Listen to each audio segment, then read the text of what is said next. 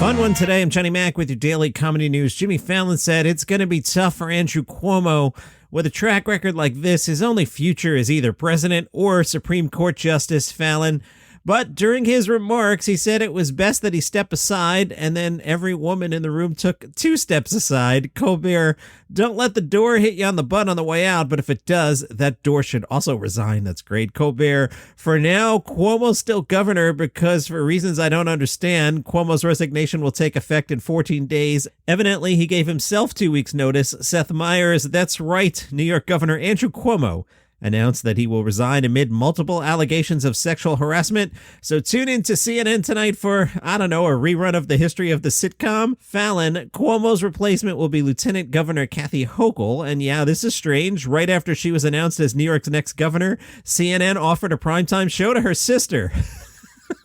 Colbert, Hochul will be taking the seat vacated by Cuomo, hopefully after putting a towel down first. Conan O'Brien spoke to Variety and said, since I left late night, I've had people on the street saying, congratulations on your retirement, and they have no idea that I'm as far from retired as you could possibly imagine. Conan said, we started doing a podcast a couple years ago, and I started on a whim. There's no polite way to say it. It just kind of blew up. It became a thing, and it's been a fantastic experience because I spent 28 years honing these interview skills, and then suddenly I could use them, but in a completely different format. If you had told me when I was a writer on The Simpsons back in the early 90s that one day I'd be ending a 28-year late-night career by having these incredible people make this gift, which was lovely, it floored me. He's talking there about the Simpsons celebrating his late night exit with an animated interview with Homer Simpson. Conan said, we could have done an hour-long episode of Homer just making fun of me, which would have been delightful. From the Orlando Weekly, your home for comedy news, Bill Burr was on his own podcast, and he talked about Florida Governor DeSantis saying, DeSantis, whoever this guy is, they have the most grumpiest looking photo ever. This guy's starting to build stature in 2024, and he says he disagrees on mask mandates. The amount of people who don't even own a microscope or even have a pair of scrubs, unless they went to some Halloween party, who are literally questioning doctors. It's just, at this point, it's just hilarious. He knows that's what his fan base wants him to do, so that's what the F he's going to do. Unbelievable. The Daily Mail apparently checked out Tim Dillon's podcast, and I've told you about Tim Dillon before.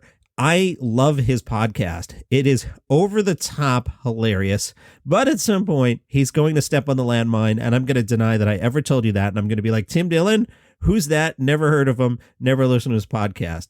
But the Daily Mail listened to it, and they apparently don't get the joke. Tim tends to go on very obviously over the top rants and makes really exaggerated points for effect. But the Daily Mail reported on it as if Tim Dillon were serious.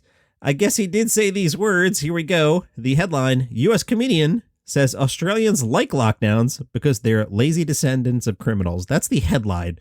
An American comedian joked Australians like lockdowns because they're perpetually lazy, descendants of criminals who don't want to work. Tim Dillon targeted Australians in his latest podcast while talking about the pandemic and mocking lockdowns enforced across the country. Australia has like 12 cases and they're literally chaining people. But Australians like that. They like the government. They trust the government. The government has been good to Australia. People asking why Australians aren't angry. They're perpetually lazy descendants of criminals. Dillon, who says he's visited Australia and has a lot of Aussie friends, laughed that the lockdown isn't really preventing the normal way of life. Australians are simple people. All they want to do is get drunk and grill. All they want to do is get hammered in their backyards and put meat on a grill. When you tell them not to work, they go, all right, do you think Australia's demanding to work? No one cares. They just want to get bombed. No one cares. They just want to get bombed on their couch and put a shish kebab on the grill. All they care about is drinking and eating. Australians are simple people. He said that Australians only recently learned to use knives and forks and that the ongoing lockdown was met with universal support. I love how the Daily Mail handed this in like Tim Dillon was at all serious about this. This is the best case scenario for them. They don't have to work. They're descendants of criminals. Sebastian Maniscalco has revealed that he'll be in the upcoming Super Mario movie. He was on Bert Kreischer's Bertcast. Sebastian said, I'm in a movie, Super Mario Brothers, an animated movie. So I'm playing Spike, their boss. Some internet sleuths were like, who's Spike? Well, Foreman Spike starred in Wrecking Crew alongside the Mario Brothers. So that's likely who Maniscalco is referring to. Now, when you're like, what's Wrecking Crew? So was I. It's a 1985 NES game. I looked up a summary to try and explain it to you. I don't get it. Basically, Mario smashes stuff. Today's Daily Common News is brought to you by Travel is Back. That is my weekly casual travel podcast. Every week, I tell you about a place that I've been and what I like to do when I go there. I'm not saying it's the definitive travel guide. It's what I do when I go to a particular place. This week, Boston. Travel is back, wherever you get your shows. Spoilers for this week's Rick and Morty. Did you see Rick and Morty this week? I, for reals, woke up this morning thinking about this week's episode. The AV Club writes, there are a couple hints here in the newest episode about Rick's past that could mean something but might not. The biggest one comes from young Rick, the 35-year-old Rick who, how do I explain this quickly? A younger version of Rick from somebody's memories manifests itself as a character. So regular Rick is hanging out with a 35-year-old version of him. The younger version says to regular Rick, "You live with a version of our dead daughter." The line is delivered quickly, acknowledged, and then moved so past that the writer says, "I'm kind of wondering if this was already part of the lore that I missed." I wondered the same thing. Was that out there already? I don't think so. The writer says, "I don't remember hearing there's a version of Beth who died young enough for a 35-year-old Rick to know about it." Yeah, so that stuck in my brain. But also Rick did a line about they were fighting in a war. And Rick explained, like, nothing matters. I could show you a version of this war where we win, where we lose, where it doesn't even happen. You don't exist. And it was like really deep for a silly cartoon because it got me thinking about parallel universes and how nothing matters because there's all these versions of everything. Rick and Morty's up to something. I am intrigued. This season's been a little uneven. It started really strong. There was a run of like okay episodes, but this last one was pretty interesting. Hey, you know who's got a new movie? Sarah Cooper. Remember Sarah Cooper? She used to pantomime to Donald Trump videos on TikTok. Then they gave her a Netflix special. Then she had a CBS sitcom development deal. She was like the hottest thing in comedy. You remember Sarah Cooper, right? Well, Bleecker Street and Stage 6 Films have picked up the worldwide rights to a coming-of-age film called Summering.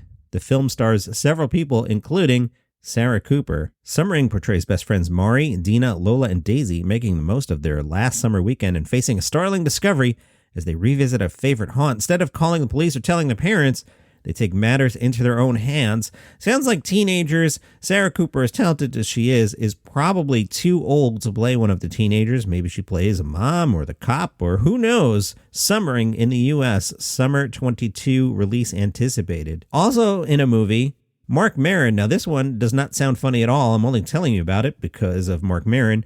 But Netflix has released the trailer for Worth. It's an upcoming 9/11 drama starring Michael Keaton, who is generally awesome in everything. The film is about Michael Keaton as Kenneth Feinberg, as he leads the September 11th Victim Compensation Fund. Like I said, nothing funny about that, but Mark Maron is in it.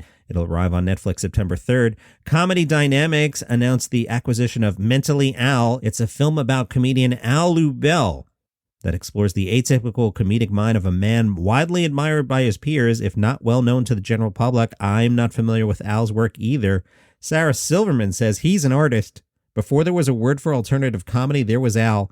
Comedians know that Al is crazy funny, and I think comedians also worry about Al because you can tell he's going down some wormhole in his own mind. Sounds pretty interesting.